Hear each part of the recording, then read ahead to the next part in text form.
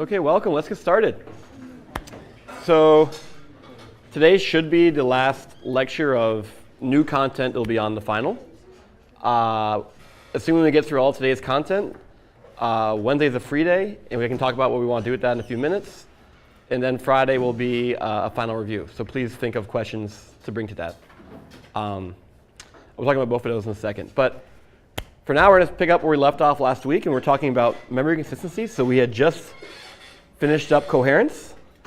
So kind of recapping coherence, right? That was the goal was to make sure that when we have a certain memory location, all processors agree what that value is, right? In particular, when we make a store, we make sure every other processor eventually sees that new value, right? And so we had these various protocols like MSI, MESI, MOSI, etc. And we use these, right? We showed how to do both with snooping and directories. Snooping, we had this bus, and using the bus as a single source, we could very easily write these protocols. It was very fast. The downside of snooping, of course, was it was not scalable. So we changed over to directory.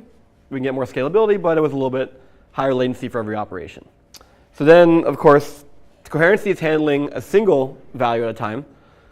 But what happens about the ordering of operations for multiple memory locations? So that was consistency. And we just kind of barely introduced this concept last time, right? So the ISA is going to tell you how instructions should behave, and really it's how each thread for one processor should behave.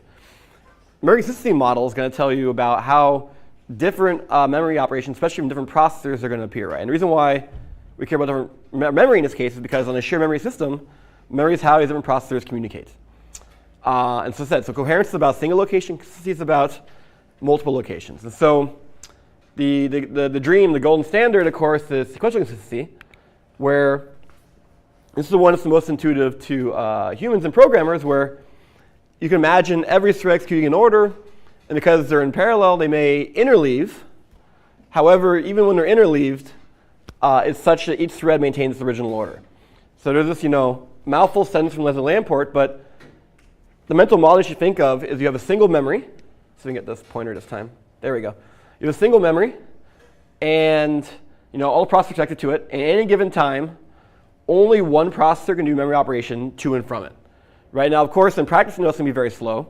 But conceptually, that's the model you should have, right? Where there's a single memory that only one processor can do an operation with, and it's atomic. The whole thing completes. So sequential consistency is kind of this goal, but it's not always easy to build that. So remember last week we had this example where we had a producer and consumer, right? The producer was going to first write data to the data register, and then write to the flag, and then the consumer is going to keep reading that flag. When the flag is non-zero, it knows it's time to go read the data. And at first glance, this would seem like this would be a correct code. And the answer is correct as long as you have sequential consistency. So what's going on? Well, from just ISA semantics for unit processor, we see these blue dependencies, right? Where, for example, the store word reads the X flag register, right? And so in that case, it does depend on that previous load immediate instruction, right? There's no memory consistency model required for that. That's just from the sequential ISA.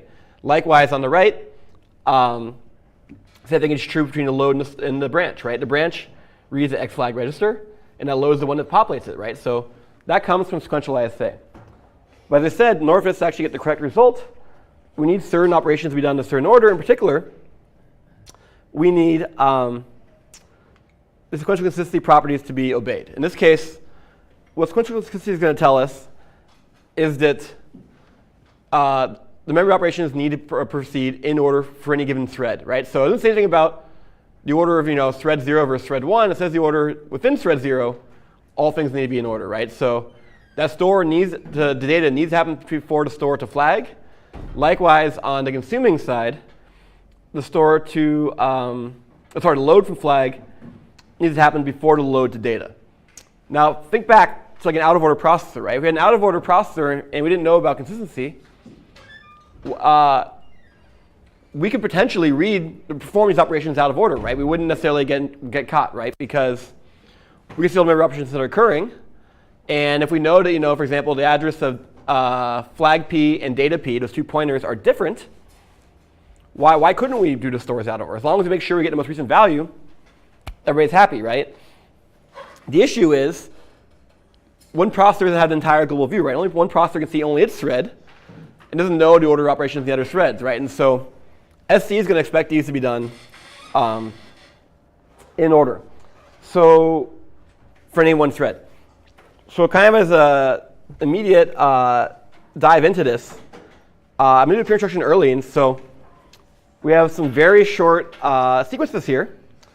And so A and B are two locations in memory. And initially, they're both 0. And we have two processors, P1, P2. They both set A and B, and then they read the opposite one. And so the question is the system sequentially consistent? I'm going to tell you that there's an outcome that's not possible. And I'm asking you, which outcome is that?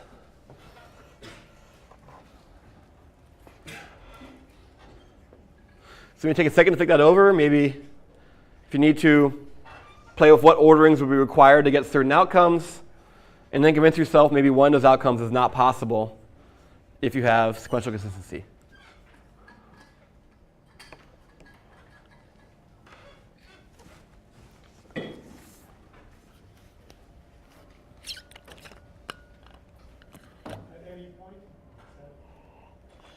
No, so my question is at the conclusion of these two code snippets. So yeah, to be extra clear, A and B are locations in memory, or variables in memory. X1 and X2 are registers private to those processors. So at the conclusion of both of these code snippets, what will those two registers have? OK, why don't we take a vote individually and see how we're doing?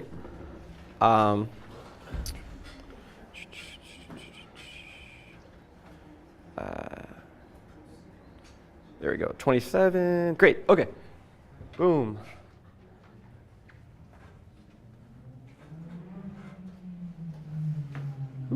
And great. OK, talk to your neighbors.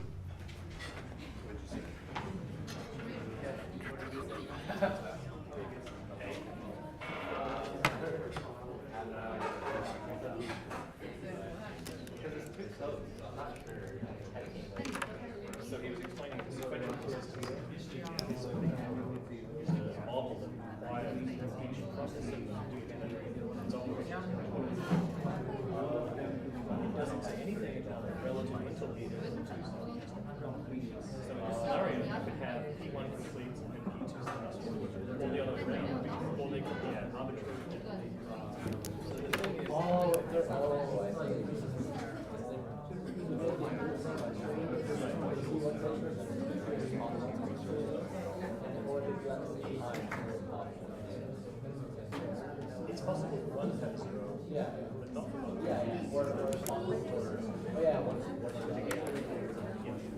So the answer is A. Well, because the assignment's x1 equals b. If x1 equals b happens when b is 0, that's okay. But by that point, a is already 1. So if it's 2, must be 1. And if they interleave perfectly, they do. OK, let's vote again. I'm talking to your neighbors.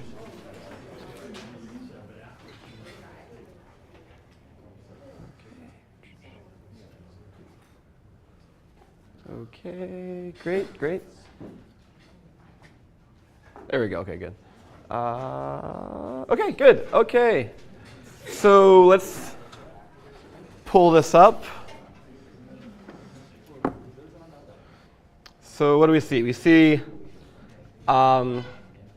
initially there's a preference for A. After talking to your neighbors, it increases slightly. OK. So let's go through this, right? So this problem is kind of asking us, given these threads, these two processors, how could I reorder or interleave these things to get certain outcomes, right? So let's say, for example, we started with A, which was the one that said x1 equals 0 and x2 equals 0. So, OK, how could that happen?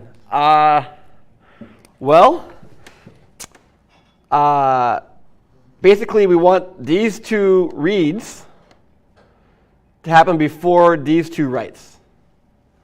However, if one of these reads occurs before that write, that's of course violating that thread's ordering of memory operations, right? So actually, this one, the answer is A, right? Because we can't do it if it's sequentially consistent, right? Because if we got these reads to return zeros, that would mean one of these would have not have, both the stores would not have been visible. So to kind of see this play out more concretely, maybe let's try another one. So let's look at, for example, B, where we say x1 equals 0 and x2 equals 1. OK, so x2 equals 1. That means B was 1. So one possible ordering might be, let's say we first write this one. Then we load in the 0 for x2, right? Because we haven't done that one yet. Then we need to do this instruction anyways. And we do that one, right? So this particular ordering, all P2 and all P1, will give you that outcome. I'm not going to write it out exactly, but I think hopefully you can see symmetrically. You were just walking through C, not B. OK, great. Thanks for keeping this up. OK, C, and then we can say B would be symmetric. I'm sorry. So B would be, yes. You're going to flip the x1 and the x2 on your C copy. OK. Great. This is good to be touching up. I flipped the wrong variables. OK. What's the most clear way to fix this? Change x1 to x2 on line C and x2 to x1. Yeah, OK, I can swap these two. OK. Yeah. OK, we'll do that. We'll make it more clear. OK, so this one now is going to be x2 equals 0, x1 equals 1, right? OK. B would behave symmetrically, right? So let's see, not flip this around, right? So it's going to be x2 equals 1, x1 equals 0. Oh, yes. I'm not going to keep going down, but you can imagine B will be like C. It'll be P1 and then all of P2, right? It'll be both in that order, right? And then now the remaining space, let's see if I can squeeze in D, right? D is probably the one that maybe is the most intuitive, right? Where they both are 1, right? That would just be stepping through an order, right? So that would be, we could do 1, 2, 3, 4. So we can see already, even with sequential consistency, which is supposed to be one of the more restrictive models, there still are a range of outcomes possible. In this particular problem, there's 2 variables. Each we had 2 possible values. So there's 4 potential combinations. 3 out of 4 of them were possible. So SC still gives us quite a bit of leeway. But in spite of that, there's still some challenges. I'm going to pause here for questions right now before I go on, though. OK, well, let's keep going. So what makes SC so hard to build? Well, in practice, most systems aren't SC. And so the most commonly used ISAs, such as ISA6, ARM, RISC-V, et cetera, are not sequentially consistent. So there's a lot of reasons for this. But kind of the short answer is a lot of optimizations we want to do for processors, especially for uniprocessor performance, really get in the way of implementing sequential consistency. And the most common one, of course, is the store buffer. And so if we take these uniprocessors, do clever things with memory, in particular reordering memory, doing things out of order, or even just the store buffers, put them together, it's not going to be SC, right? And so in order to fix this problem, you have to do a number of things. And in practice, to actually do full SC, you kind of are forced to do 2 things. So now more complicated machines, I'll cover this a little bit later, can actually do it, an approximation of it. But for simpler hardware, to be SC requires a lot of overhead. And so what's happened is there's decades of research in our field of memory models, compilers, architectures, languages, research on how can I give you something weaker than SC and make that still OK. And so what does weak mean? It means that there's actually going to be more possible orderings that are allowed. But it's going to make it harder on a programmer or compiler to reason about what the computer is going to do.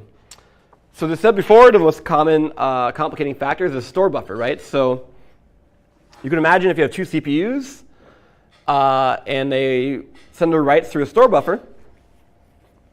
There's a lot of reasons why, of course, you want to have this buffer. You know, there may not be availability to write, and for unit processor performance, you want to get to memory operation as fast as possible. And since you can just put things in the store buffer and move on, it's a really great thing for single CPU performance. But for parallel, the result is, of course, this can cause some of your stores to appear later, and that's going to make it hard to have consistency.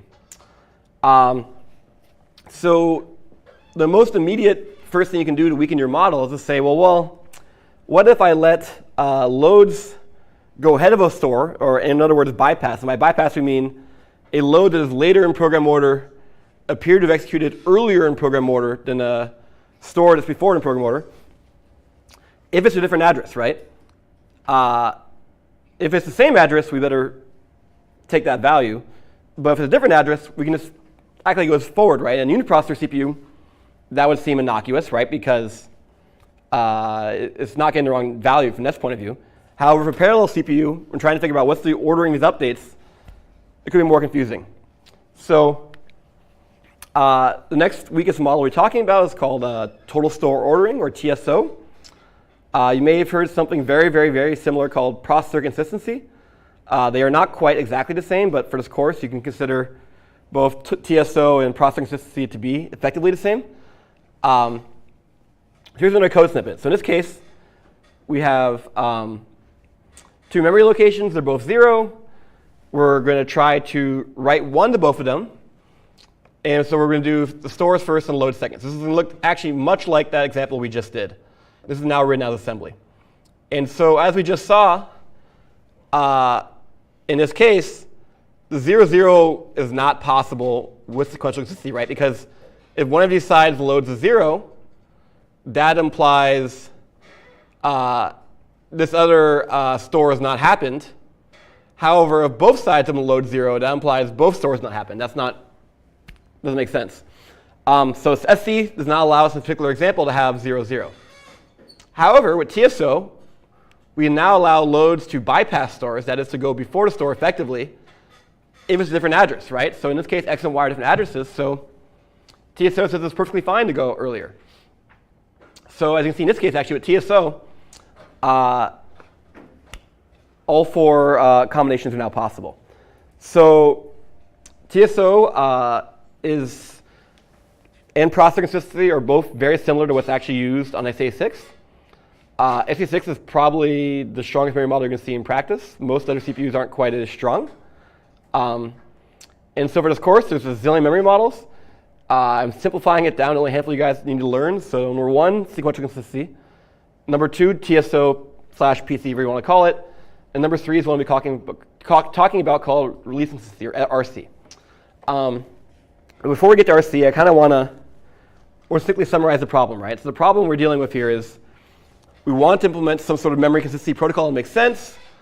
As we just talked about, there's a number of reasons this becomes challenging. Of course, we want to have parallels, we want to have things overlapping, and that, of course, if things are parallel and overlapping, now we've got to wonder about what order they finish.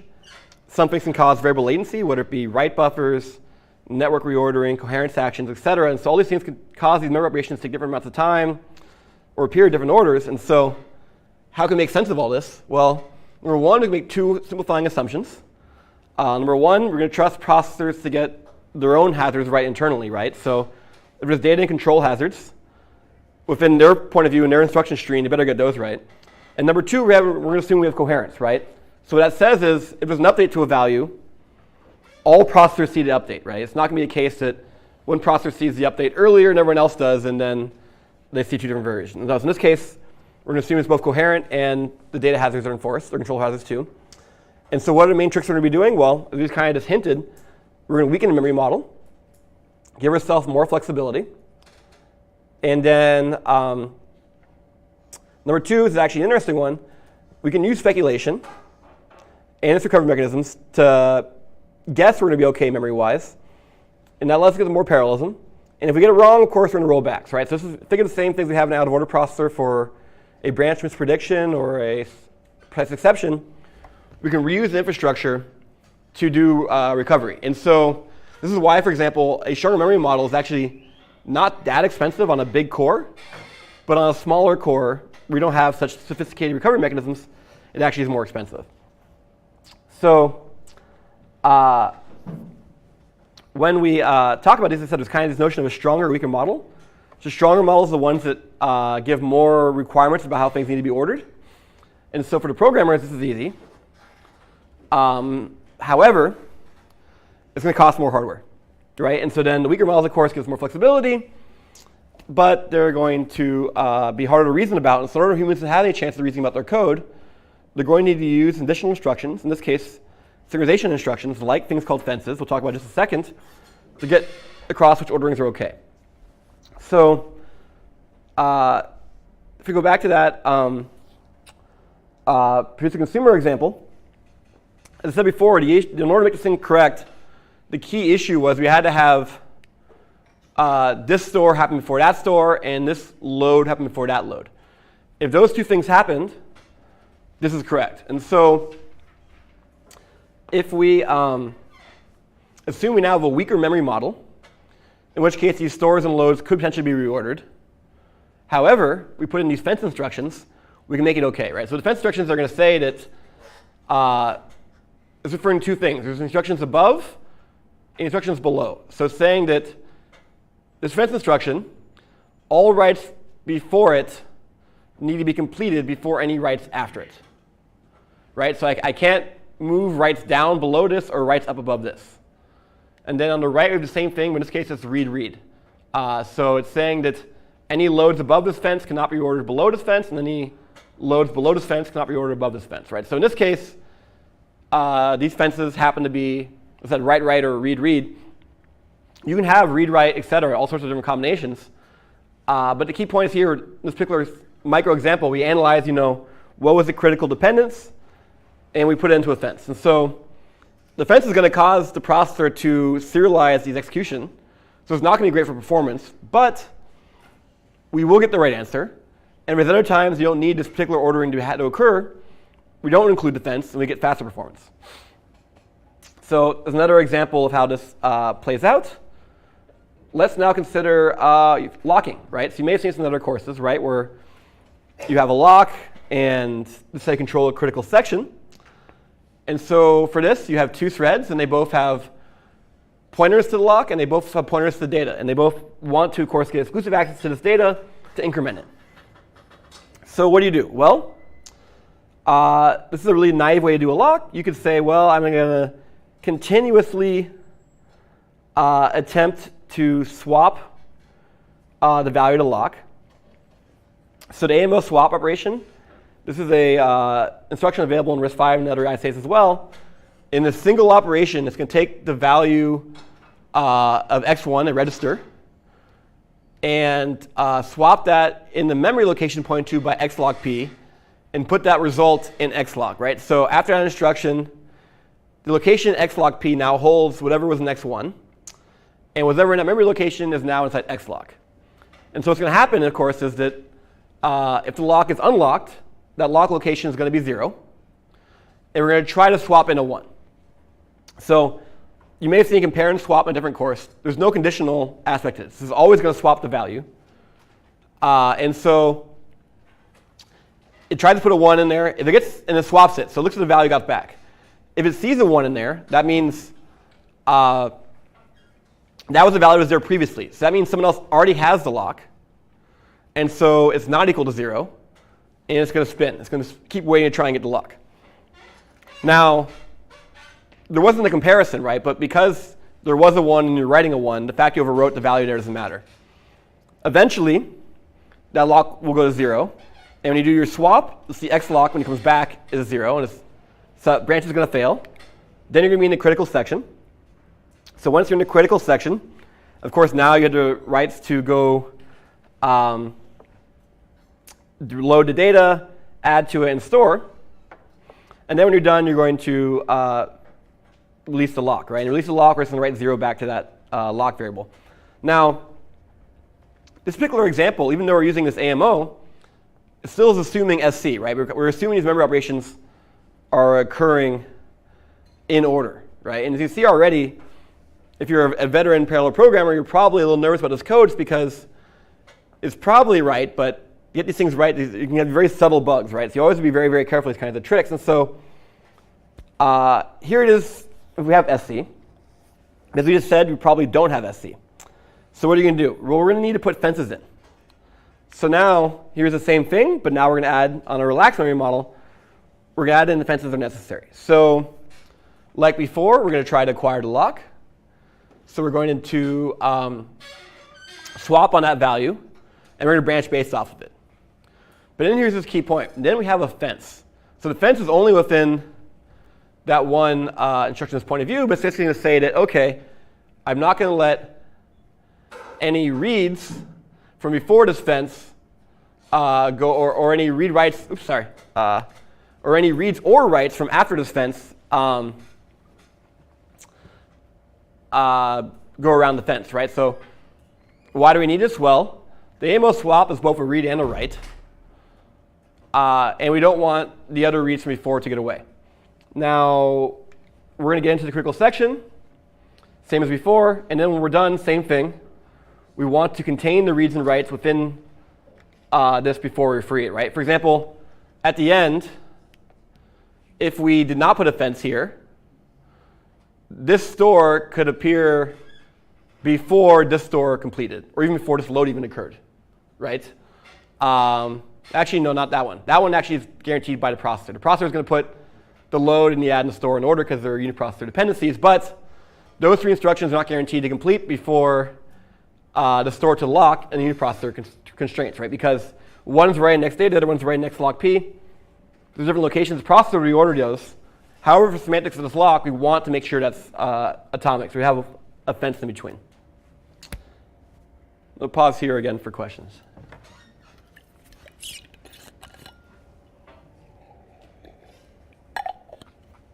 So what's the effect of the fence on the processor? You said it serializes it, so do you mean that chunk of instructions has to complete before the next?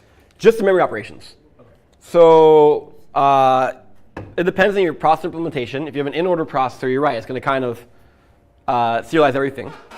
With an out-of-order processor, it's going to say, depending on the semantics of the fence, here we have, a read, read, write. It's going to say that no reads from before defense can appear to have executed after defense, and no reads or writes after defense can appear to have executed before. So that's what we're saying in this case. But it says only constrained to memory operations, and how the processor implements those up to the processor. Great, let's talk a couple more hands. Good. How is the fence implemented? Does it go into the ROB as an instruction? It's an instruction. Yeah, so it goes into the ROB. In the case of an out-of-order processor, it's also go inside the load store queue, and based on there, it's going to do operations accordingly. So the processor is going to see, oh wait, I have a fence inside my load queue as well as your store queue, and depending on the bits you have set on your fence, it'll know which one you have to be ordering in which way. So it'll essentially go into the ROB to be tracked out, but also into the load store queue to be tracked through there to effectively create them. Yeah, so in the case of a fence, its impact is going to be not just the commit time, but also constraining the execution order of the memory operations before it commits. And at commit time, you're just saying that fence is completed, right? But until that fence commits, you're not going to do the memory operations after it that are constrained by it. So for example, if we go back a few slides, for example, the fence on the right is a read fence, right? So if I have a store after that sequence of code, it's to a different address, it could go ahead. There's a reason why I couldn't. Now, of course, your processor needs to have some sort of mechanism to recover from precise exceptions. Perhaps that store shouldn't have happened because of branch misprediction or something, but it's a different issue. But in terms of the memory semantics, if the fence is a read and you have a store, it can go across the fence in either direction. It doesn't have an impact on exceptions, in fact, because it's actually a strengthening of constraints rather than a weakening. It's additional constraints in the ordering of memory operations, but it is an instruction. And as I said, so this impact's going to be the ordering of constraining of other memory operations more so than the commit time. So on the other hand? Yeah, could you explain the spin again? So the spin is how we acquire the lock, right? So the notation we have with this particular lock variable is 1 means the lock is held, 0 means the lock is free. And it's kind of like the honor system in the sense that we trust that a thread will respect the lock, and you don't get a claim you have the lock unless you're the one that makes it go from 0 to 1. So if multiple threads, for example, didn't have atomic memory operations, AMOs, and they just tried to store it to the lock variable, you wouldn't know who won, right? You could have multiple threads trying to write there, you wouldn't know what would happen. So you have to use an atomic memory operation where you kind of do multiple things in an indivisible manner. So in the case of an AMO swap, we're going to be doing a load and a store, and nobody else can get in between those two. So that's going to be implemented however the system does it. Usually it's done by the cache directly. But the point is that, yeah, so it's going to swap those values, and that's indivisible. So yeah. And then it's going to keep trying this until it sees xlock is 0, meaning the memory location xlock p was 0. And then it can stop spinning, and then now it knows it has a lock. Because if it sees a 0, it knows the time it called AMO swap, it wrote a 1 there. So it means it was free, and it just claimed it. So now now it has the lock. Yeah, I guess I'm still kind of confused. Like if it's a 0, right, but you're loading a 1 into it, by the time you check it, it's a 1. Well, so that's the AMO swap, right? The AMO swap. Maybe I should write out the pseudo snippet. Right down this. Yeah. So, all right. So an AMO swap. Let's get the right ordering, right? So we can say destination, source, and then the address, right? So what's that going to do? It's going to. This is basically equivalent to loading into XD whatever is at XA, and then storing XS into there, right? So essentially the equivalent of those two things combined, right? But the key thing is that, you know, these are done together, right? You can't break them apart. So does that represent a new type of instruction to the memory consistency cache bus or directory? So if your processor is trying to implement something like AMO swap or consistency, it's fundamentally a read and a write. So you're going to need to have permission to modify that location. So you're going to need to put some sort of, write request, exclusive request onto your coherence protocol, and then get that before you can do it. You're right that in theory, perhaps you can imagine a really sophisticated processor where you can kind of just on the bus say, I want to do an AMO to this memory location. Maybe the memory controller will do it for you. That's not common. It's not necessarily a bad idea. People are really excited about that in the research community right now. But in practice, what you do is you still do the atomics inside your core in the cache, but you just have to get the right permissions in the coherency protocol. And then your cache controller has to say, yes, I'm doing atomics, so I'm not going to send out a request until I complete the indivisible actions. So how do you, I can see how the state machine in the local CPU can keep it atomic. Yeah. But I don't understand how you avoid other processors on the same bus or through the same control directory. How do you lock those out? Wouldn't you have to let that layer know that you're about to do something atomic? Well, so you need to get the right permission, right? So given the right permission, let's say, for example, you put out a write request, and then immediately another processor on the bus also puts out a write request. So that core could be a little sneaky and do the swap immediately. And so they do the write back of the data, they include the new value. So typically atomics aren't giant sequences because it increases kind of range of vulnerability, so to speak, right? But if it's only, like in this case, 2 instructions, you can kind of lock it down. And so, but you aren't really doing anything special to bus. You're just saying, write exclusive requests, right? You get the exclusive request. Someone else requests to do it.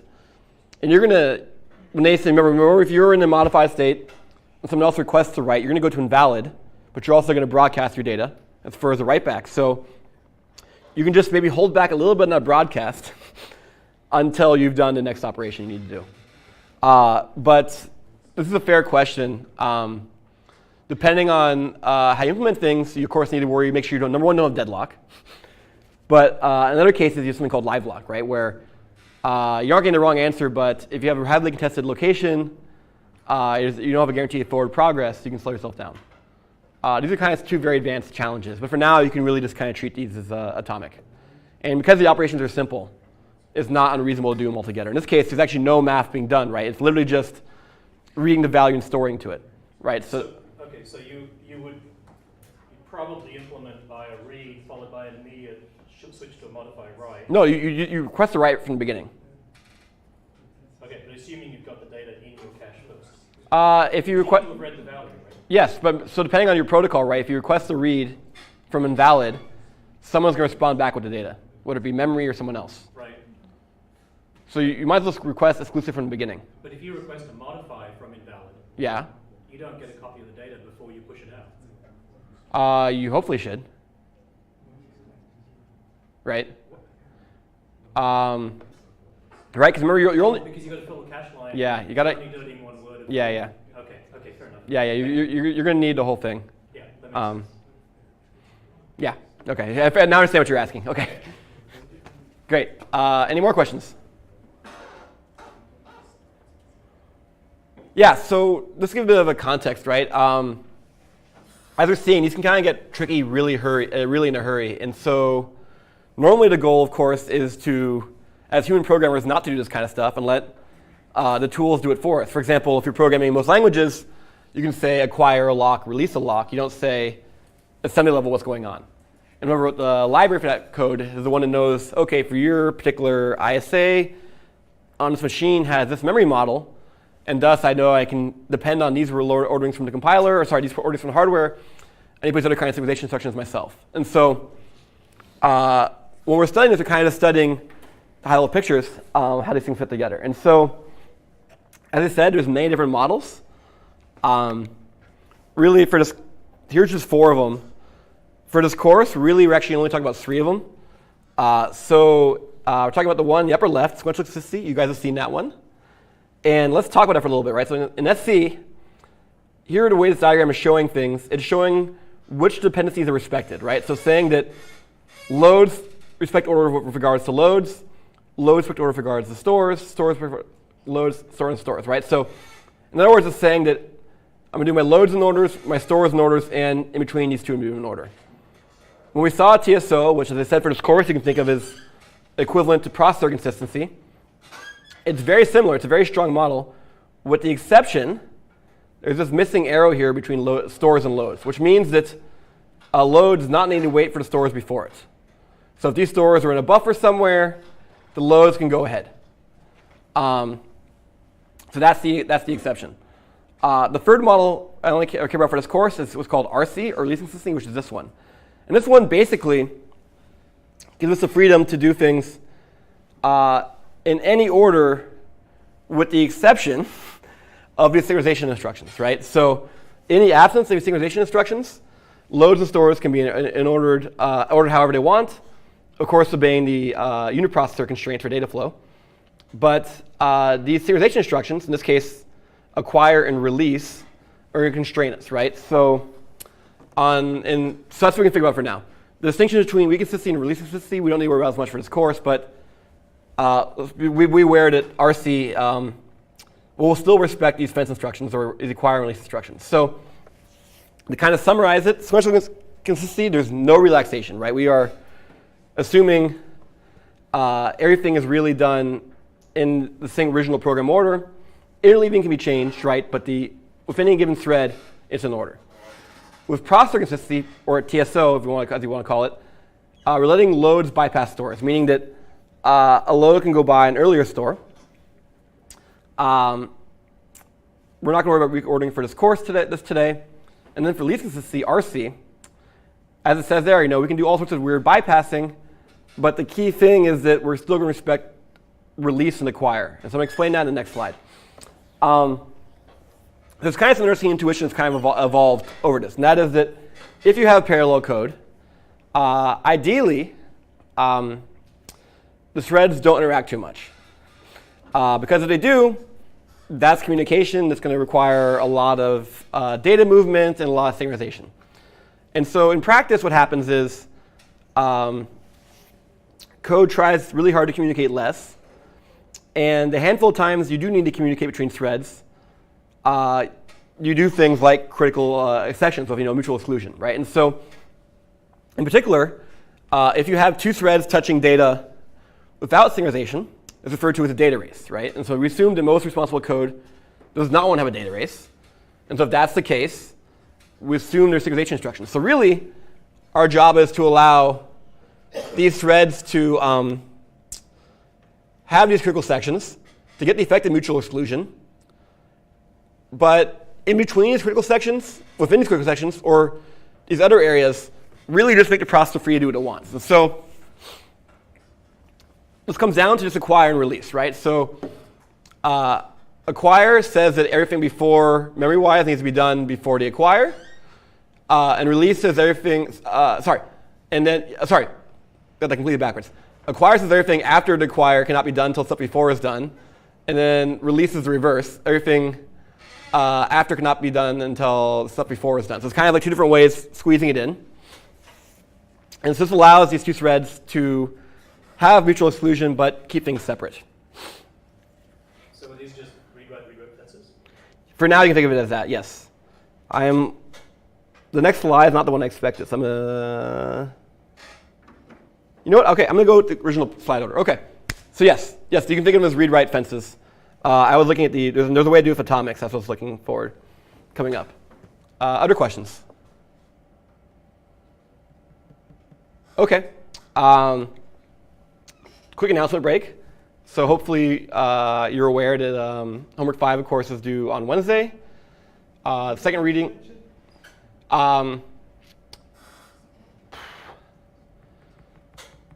Is there a need or a reason? Or No TA office hours before them. there's my office hours today, which I'll point out have actually been lightly attended all quarter. So, and hopefully you also will agree that I've tried to answer Piazza pretty consistently for the last 2 months. So, I mean, is there a strong need for a homework extension?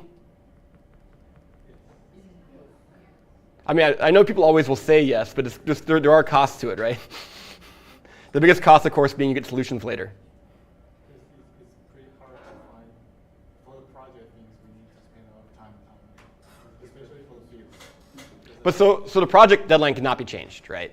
Yeah, but like, And homework deadline is still before the project. So I don't know how the homework deadline helps the project. we need to do the homework even now, like, so I wanted more time to like parallel to do both things.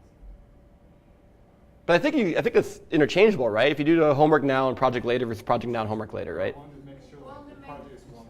Together, like do them together. They're different tasks, right? Yeah, but like we need to spend time on the project to like actually make sure like it can run, so we can do the following analysis after. Yeah. So like if we can be sure like it can run on that, then we need to find another report to actually do the project. So you spend a lot How of about time. Wednesday midnight? Is that a good compromise? Just I mean- have an extra office hours with you? Yeah, if people will think 10 hours makes a difference. It does? OK.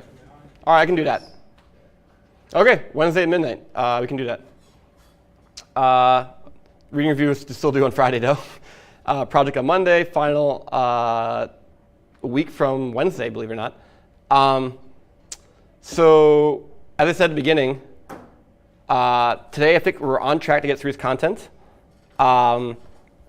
So we have choices what we want to do Wednesday. Friday I'm saving for review. So please bring questions. I will have some material prepared, but if you guys have 0 questions, I think I'll get through it in 15 minutes.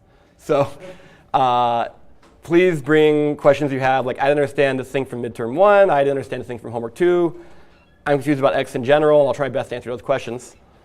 But so for Wednesday, we have choices, right? So I'm going to write them out and see if people have other ones they want to add to the list. So there's a few, we're going to vote.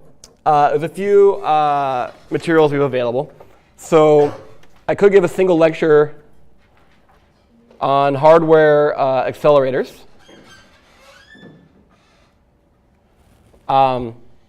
Additionally, I also could talk about, see if I can dig up Jose's slides on these Spectre vulnerabilities. Then the other choices, of course, are if people really wanted a second review, so we could have reviews Wednesdays and Friday. I'm OK with that.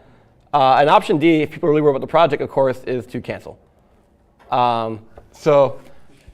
are all on the table. I want to emphasize this vote is non-binding, but I'm just curious to hear what people think would be most interesting or helpful. So I should say this is. I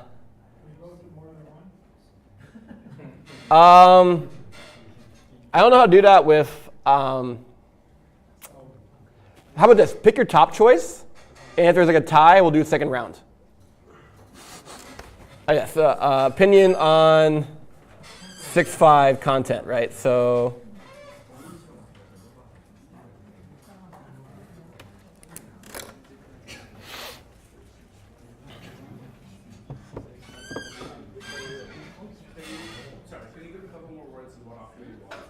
Oh, so the option A would be a overview of hardware accelerators. Less so on GPUs, more on the other types of accelerators. Other types of accelerators, things like the TPU, things like that kind of stuff. Also, I should maybe pause. Does anyone want to write in something? I should have asked for that too, I guess. Is there any other write-ins? Go over the project some more. It's a little bit late. I would come to office hours today if you have questions. Question? The option, or if people choose cancel, could it be an optional lecture for one of the other contents? Sure, yeah. So I should stress that if A or B is chosen, the number one, of course, is not going to be homework on it. I will not be taking mandatory. I won't be taking points for attendance. I do think it'll be helpful to be interesting to learn. So I won't say there won't be any final questions about it, but there might be. It will not be a significant portion of the final, I should say. So you can think of it as effectively optional, but not technically optional, I guess, in that sense. OK, let's see what you guys are interested in. Let me load this up. Topic choice. OK.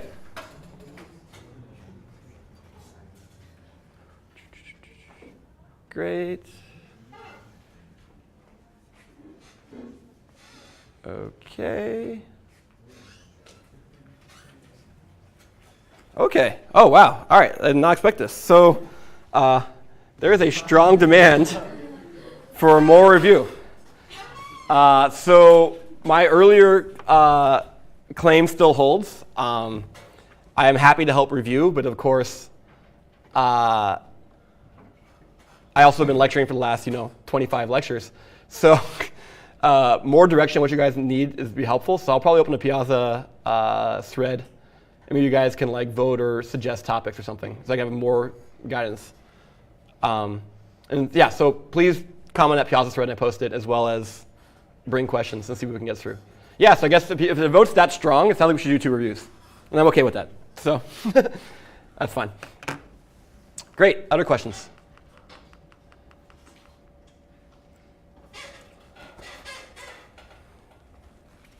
OK. OK. If we do manage to cover everything we want to in the first review, can we move the content of this to Friday? Oh, one is extra lectures? Yeah. We can reevaluate at the end of Wednesday. Maybe it's a good incentive, right? If people are excited about having 2 reviews, that means you need to generate questions or requests, right? So, for example, if we have crickets after half an hour on Wednesday, and there's not enough questions, then yeah, maybe we need to have topics for Friday. But if you're asking for these reviews, I'm happy to do them, but I can't just simply repeat the entire last 25 lectures. So give me some specific points. OK, great. Yeah, we can reevaluate that on Wednesday. And I think I said it's kind of a feedback thing, where if there's not enough questions, then yeah, well, of course, we'll have stuff for Friday. OK, so in the last few minutes, I'm going to cover a few of these details of how RISC-V handles this stuff.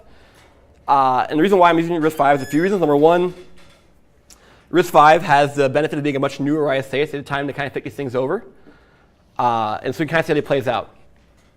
So first of all, I kind of showed this before, and I'll be more explicit about it. RISC-V has what's referred to as atomic memory instructions, or AMOs. And so these are things that are guaranteed to be done and not be divided up. And as you can see, they're really simple operations, right? So we saw swap, which literally just copied the value. Of course, you have an add. You know the logic operations, and or XOR, and you can even do max or min, right? So you can imagine both in your parallel code, if you're not trying to synchronize, just trying to share data, you might use these.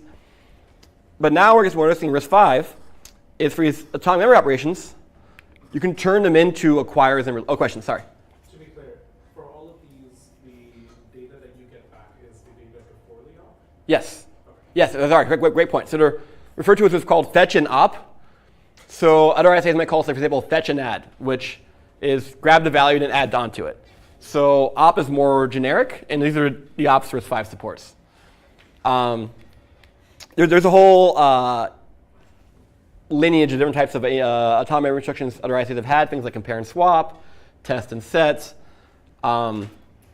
With decades of hindsight, these are the ones people think are likely to be used and are pretty versatile. Good question. OK, so as I was saying, with these AMOs, we can turn them into acquires and releases. So the way we can do that is actually within these AMO instruction encodings, there's 2 bits reserved. And the bits simply say, is this an acquire or is this a release? And you actually can even set both, right? So if the acquire bit is set, that means you can kind of think this is like none of the memory operations after the AMO can happen before it. If the release is set, the AMO is guaranteed to happen after all the preceding memory operations and nothing before it. And then if both acquire and release are set, this is basically a fence, and nothing can go in either direction. And if they're both clear, there's no ordering constraint. So how does this play out? Well, if we go back to that same lock example, we can now be more fine-grained about what we're doing. So we're still going to do an AMO swap to get the lock. However, rather than having to have that full heavyweight fence, we can get by off to a much lighter weight constraint of just saying, I want to use an acquire, or a dot acquire, so you can show it to the assembler. Once we have that lock, we're in the critical section.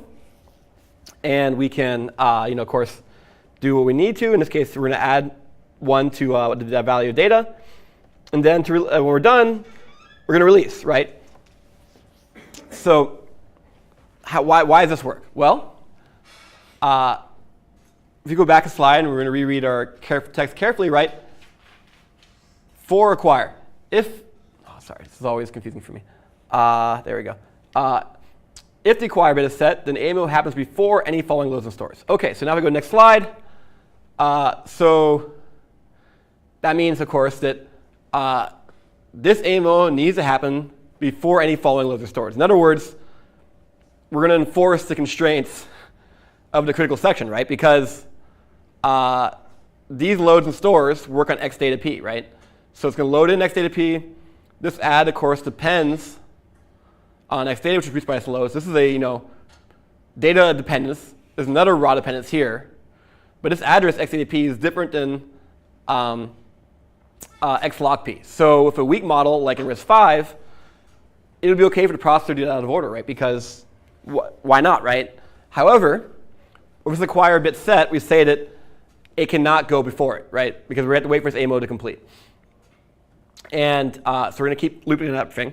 And then, of course, on the release side, it's going to be the same thing in reverse, right? So if we go back a couple slides and reread the text, right? If the release bit is set, the AMO happens after any earlier loads and stores, right? So in other words, we don't want to let anybody else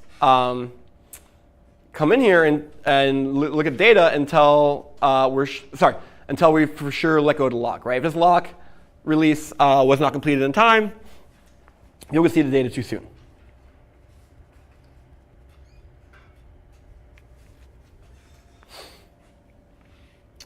And to kind of show this, perhaps another example of these acquire release versus fences, here's another side-by-side example. So we have a critical section. So using these acquire release, the acquires to kind of make sure everything inside a critical region stays within there. Versus with a fence, we need to, it's going to constrain more things, right? Because the acquire is only going to say things following the AMO can't go above the AMO. There's other things up here which are completely unrelated, and we're not going to give any rules about those. So these other things could actually happen later and be down here. AMOS with the acquire bit, that's OK. If you have a fence, it's this heavyweight thing, we're going to say, all load versus all load store, all loads above can't go before any loads and stores afterwards. Sorry, can't go. Pause. All the loads before need to be completed before the fence, before any reads or writes afterwards, right? And so it's a more heavyweight requirement, which in this case we don't actually necessarily need. And then the same thing within there, the fence also is constrained as afterwards, but we actually don't want to constrain totally. The release bit's going to do a better job for that. Release bit's going to say, all of this needs to happen before this AMO. And once again, if we had a fence and much more heavyweight, kind of really tying us down, we're kind of overly constrained this problem where, for example, we have unrelated loads and stores that are going to be serialized by these fences. So including acquire and release deeply inside the ASA is kind of a new thing, and it's actually pretty cool. Because it makes it much less constrained when we don't need it to be. Question? You can acquire multiple times. Yes. Yes, you can. Yeah. So what does that mean?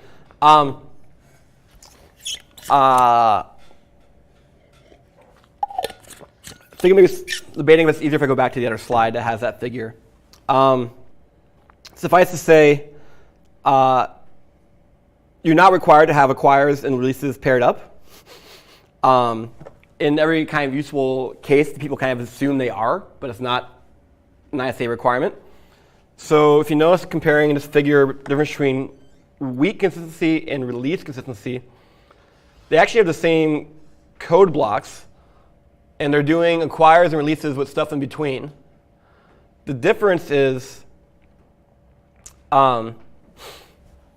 the one over here is, so for weak consistency, synchronization operations serialize the whole thing, right? So if there's a release in the acquire, this acquire cannot go before that release.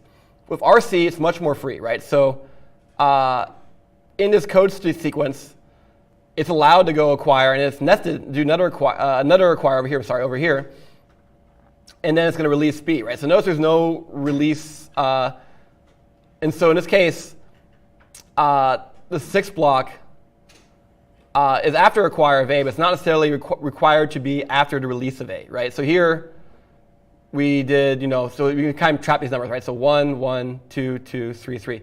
So here we had to go acquire, body, release, body, acquire, release.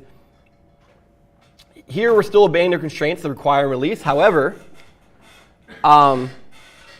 this acquire does not respect the prior release, versus here it does. So yeah, you definitely can nest acquires and releases. Questions? So that implies a bit of a misnomer, though. Sorry, what? That implies the need to acquire and release, or just a bit of a misnomer. The way I think of it is it's how you're intended to use it, not necessarily. Not necessarily what they do. Yeah, I mean, it's another flavor of ordering constraint, right? So people used to call these things fences or membars. This is a particular flavor and it's direction oriented, right? So rather than being, completely walled off, it says acquire goes one way, release goes the other way. Question? So that right-hand one has, you can have two in acquired state at the same time? Yes, so the acquire is not so much a state. There's no bit being set, right? There's what's happening with an acquire is you are putting in constraint on the following memory operations, right? And a release is putting a constraint on the preceding memory operations. Yeah. So there are some distributed models where you might not need releases or even acquires, depending on how you're propagating information. Yeah, there's no actual. So for example, if you say acquire, and this example is kind of ambiguous. It just says acquire and release. There's one instruction does that. For example, in RISC-V, when you do acquire and release, those are bits on an AMO. So you're doing some other operation, and that operation represents the lock, right? So for example, when you're doing a swap or an add or something, when you do an AMO, and the way you use that AMO, that's how you get the lock effect. And the acquire and release is how you make sure the memory operations before or after it obeys the semantics you want for that critical section.